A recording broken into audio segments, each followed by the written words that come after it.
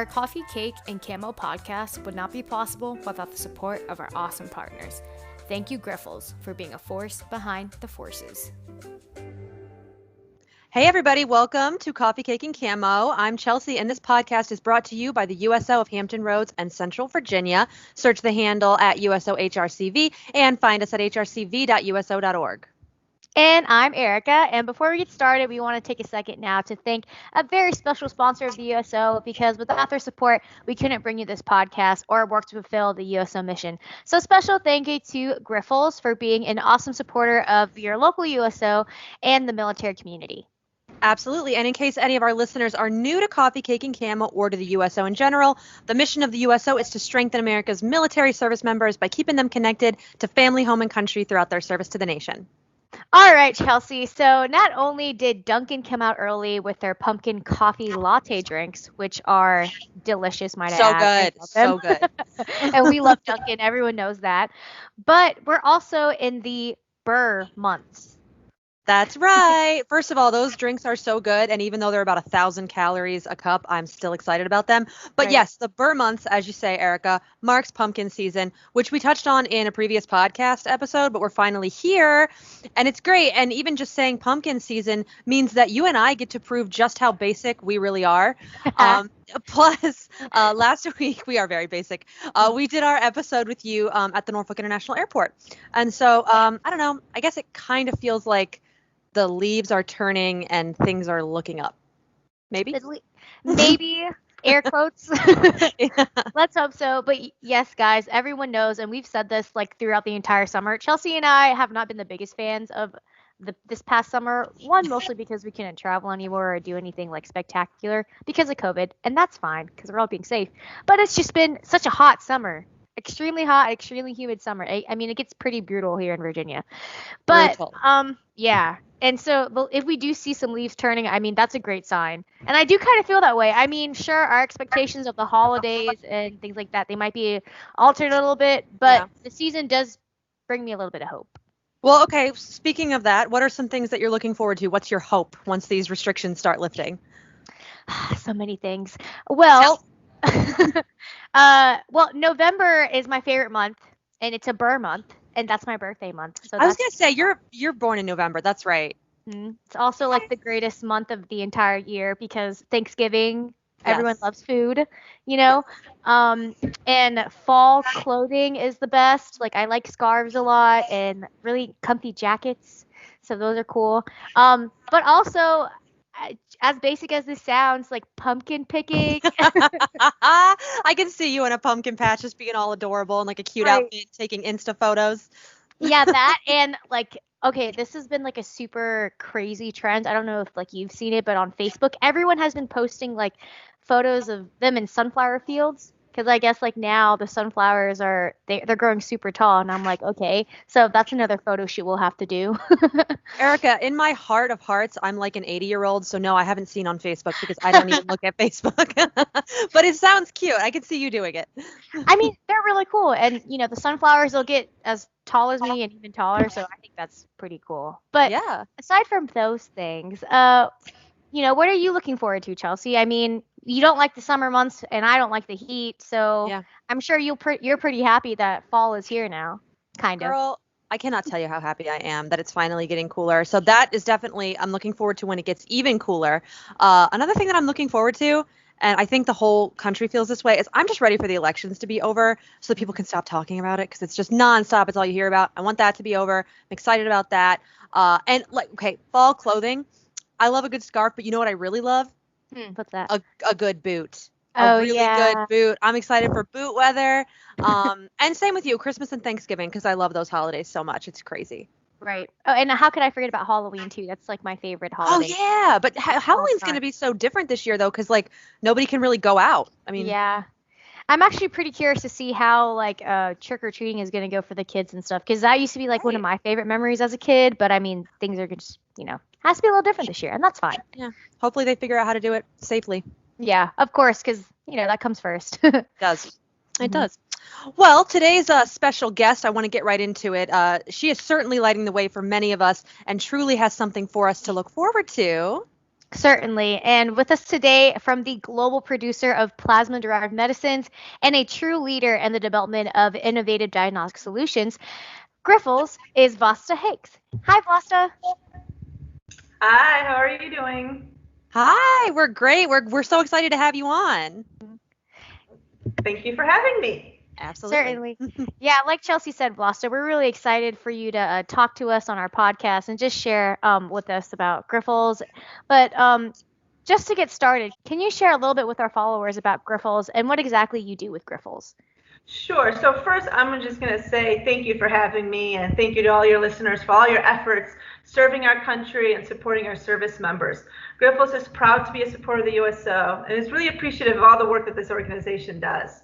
So Grifols is a global healthcare company, as you said, and we have been around for more than 100 years and are a recognized leader in the development and production of plasma-derived medicines.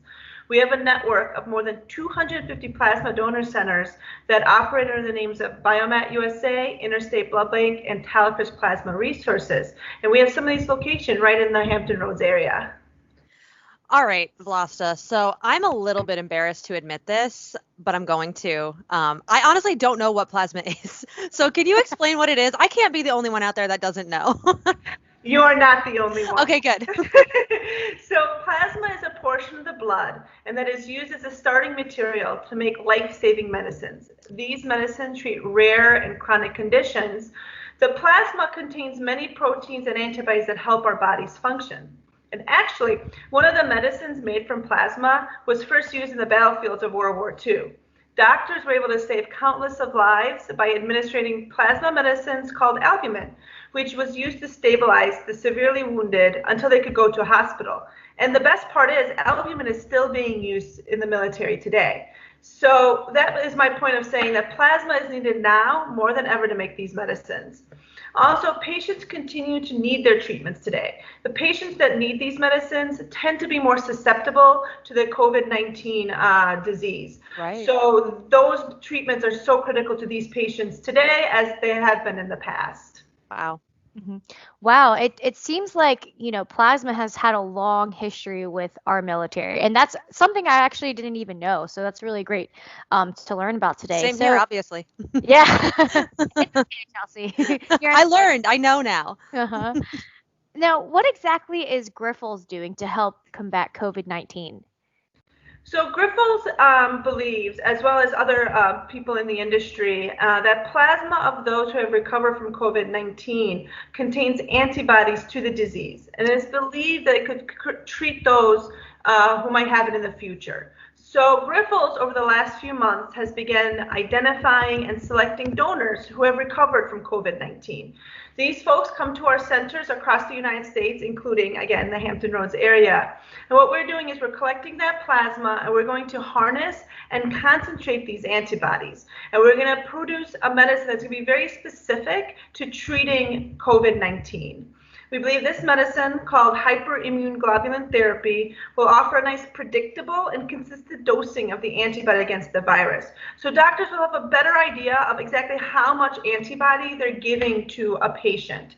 It will help bridge the time until we have a vaccine. And we also think it's going to be able to be used alongside the vaccine once there is one. So there's going to be there's a lot of potential with this potential medicine. That is amazing. So you guys are like extremely essential right now. That's great. So what's the status of this medicine? So thanks to all the generosity of the donors thus far, Grifols has collected enough plasma where we've been able to produce the medicine and have finished product on hand to start a clinical trial.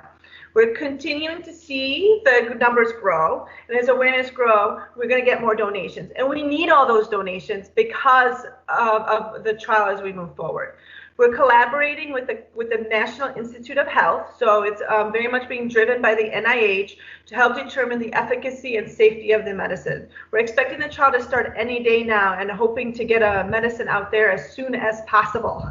Wow. Wow. That is definitely something to look forward to. I mean, forget all of the false stuff Right. like we mentioned earlier. I mean, that's huge, and I'm so happy to hear that Griffles is really at the front lines, and I guess coming up with like a really helpful method until we get a vaccine.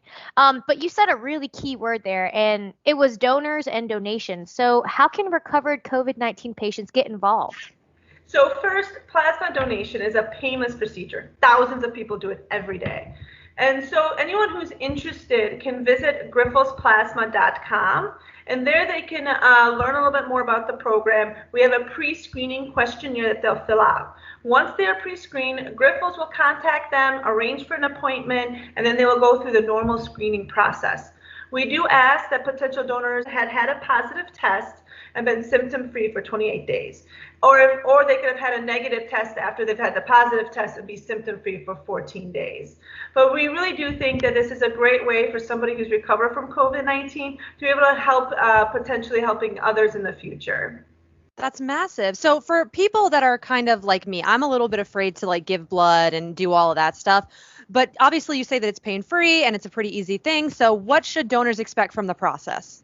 So as soon as they come in, they're going to undergo a health screening. Every donation, you go and have this health screening. You'll also have a physical on your first donation. And this is just to make sure that you are healthy to donate. It's really our main priority is to make sure that the donor is able to donate. Yeah. Once you're clear, you will then undergo the plasmapheresis process.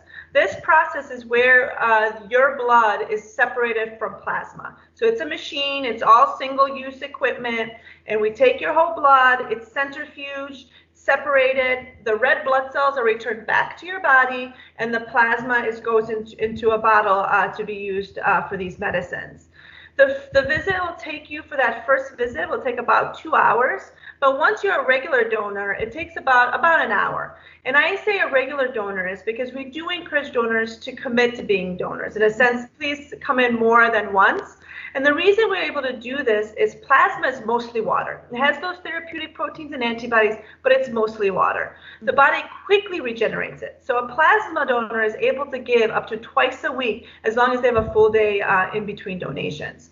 And one of the things, the last thing I'm going to say is, as long as those donors come in, eat a healthy meal, drink plenty of fluids, and a good night of rest of sleep, they really should be able to have a very easy donation.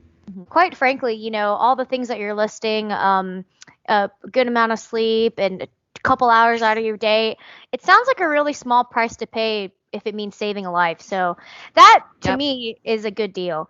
And if donors want to choose a Griffles location specifically, just to ease their anxieties about staying safe, what precautions is Griffles taking in their centers to keep donors and employees safe? So we need plasma more than ever. So we are taking every step that we can to help ensure the safety of our donors and employees. It is definitely our number one priority. So we have implemented protocols as recommended by the Centers for Disease Control and Prevention, the CDC, as well as gone beyond that to prevent the spread of COVID-19 at our centers. So some examples are, we are limiting the numbers of donors in our centers to help with social distancing. We might be taking more appointments at some centers. We are distancing the beds, which is where you sit to donate, to maximize floor space, to have as much space between donors as possible. We've installed plexiglass dividers between beds in most of our centers.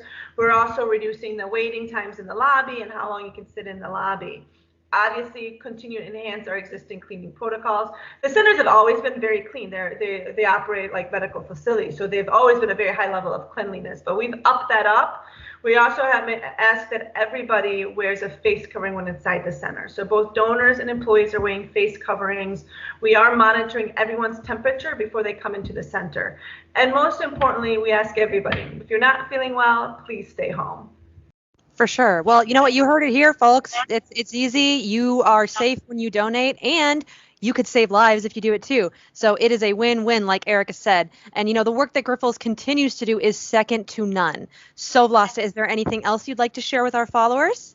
I would just say that for anyone, including people who have recovered from COVID-19 or those who just want to make a difference, visit a Griffles Donor Center. It's a great way to make a difference during this exceptional time. And we really encourage everyone to become a plasma donor and be part of the Griffles family. Certainly. Thank you so much, Vlasta. I mean, not just for joining us at our podcast this morning, but also providing us with really good, meaningful information that you said could make a huge difference. Thank you very much for having me. Alrighty, if you want to learn more about Grifols or how to become a plasma donor, visit grifolsplasma.com. That is all the time that we have today. Thanks everyone for joining us on Coffee Cake and Camo. Be sure to follow us on Facebook, Instagram, and YouTube. Just search for the handle at USOHRCV. And if there's a topic you'd like to talk to us about or share with us, just use the hashtag CoffeeCakeCamo, and who knows, we might be able to feature your topic on our next show. Definitely. And one more huge, amazing thank you to our sponsor, Grifols. I'm Chelsea. And I'm Erica. Stay connected and classy, HRCV.